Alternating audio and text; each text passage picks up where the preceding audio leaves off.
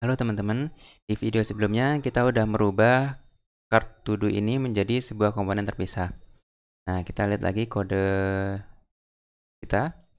Sebelumnya kita merubah masing-masing card ini menjadi sebuah komponen ya.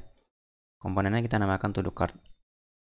Nah, sekarang kita bisa hapus kode yang di sini karena udah nggak dipakai lagi. Sekarang saya akan pindahkan teks masing-masing props ini ke dalam state di komponen app ini. State itu ibarat data ya. Jadi kita bisa tambahkan data di komponen ini. Cara deklarasinya adalah seperti mendeklarasikan variabel JavaScript biasa. Kita bisa gunakan seperti ini, let, kemudian nama variabelnya atau nama state-nya. Misalkan kita namakan cards, karena nanti adalah kumpulan dari to-do card ya, berupa array of string. Jadi isinya adalah string, karena nanti kita akan melemparkan data berupa string ini ke masing-masing komponen to-do card. Nah, kita bisa pindahkan seperti ini. Kemudian yang kedua, belajar JavaScript. Kemudian elemen berikutnya adalah belajar route. Nah, sekarang kita bisa pakai dengan cara seperti ini. Cards, kita memanggil nama state-nya tadi. Kemudian kita masukkan indeks keberapa yang akan kita akses. Jadi seperti akses array biasa ya. Kalau kita mengakses card dengan indeks 0 artinya dia akan mengambil nilai yang di sini. Oke, sekarang kita bisa gunakan juga elemen yang ke-1, indeks ke-1 untuk dikirimkan ke komponen to do card berikutnya. Kemudian yang ketiga, kita juga akan gunakan dengan indeks kedua. Sekarang kita save dan kita lihat hasilnya. Hasilnya masih sama seperti sebelumnya ya. Nah, sekarang kalau kita mau merubah konten atau props konten ini, kita rubahnya langsung di sini. Misalkan kita mau ganti, nah dia akan langsung otomatis berganti ya, ganti teksnya. Jadi dia akan mengikuti data yang ada di state ini.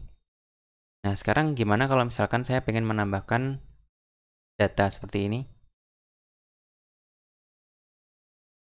Nah, di sini elemennya ada 4, sementara di sini kita menuliskannya komponen to do card ini sebanyak 3. Nah, kalau kita lihat hasilnya, di sini akan tampil 3 karena kita menuliskannya komponen to do card ini sebanyak 3. Jadi elemen keempat atau indeks ketiga ini dia tidak akan muncul. Kalau kita ingin munculkan, kita harus menambahkan lagi satu komponen di sini dengan indeks 3. Nah, seperti ini. Nah, sekarang gimana kalau misalkan kita nggak tahu jumlah elemen yang ada di array itu berapa? Misalkan kita datanya dapat dari API atau kita datanya memang sifatnya dinamis. Nah, caranya kita bisa gunakan yang namanya list. Jadi kita bisa gunakan seperti ini. Caranya adalah kita ambil seperti ini, kurung kurawal buka, kurung kurawal tutup. Kemudian di dalamnya adalah sintak pagar, kemudian diikuti dengan keyword each. Kemudian kita lanjutkan dengan nama state-nya, card ini. Karena dia berupa array, jadi kita bisa looping di sini. Cards as card. Jadi cards ini adalah array bentuknya, kemudian card ini tanpa s, ini adalah masing-masing elemen yang ada di array itu. Oke.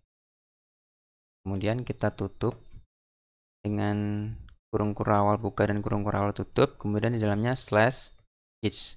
Ini sebagai penutup dari tag yang ada di sini ya. Ini tag pembukanya, ini tag penutupnya.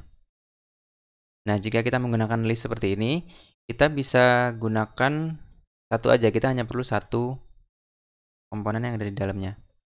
Kita bisa looping. Nah, di sini kita langsung gunakan aja card. Karena card ini yang tanpa S ini udah merupakan masing-masing dari elemen ini. Jadi di sini kita cukup menuliskan seperti ini. Kita coba save dan lihat hasilnya. Dan hasilnya seperti ini. tampil seperti tadi ya. Nah, sekarang kalau kita menambahkan, misalkan kita ada penambahan seperti ini, dia akan otomatis langsung muncul. Nah, seperti ini ya. Jadi ini nanti akan berguna kalau kita udah menggunakan form untuk melakukan penambahan to do. Jadi to do-nya nanti akan bertambah terus, kita akan menambahkannya di dalam state ini, dan otomatis dia akan melakukan rendering ulang dan dia akan menampilkannya seperti ini.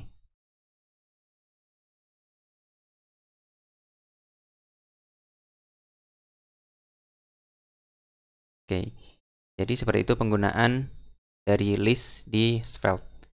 Oke, sampai di sini dulu. Sampai ketemu di video berikutnya.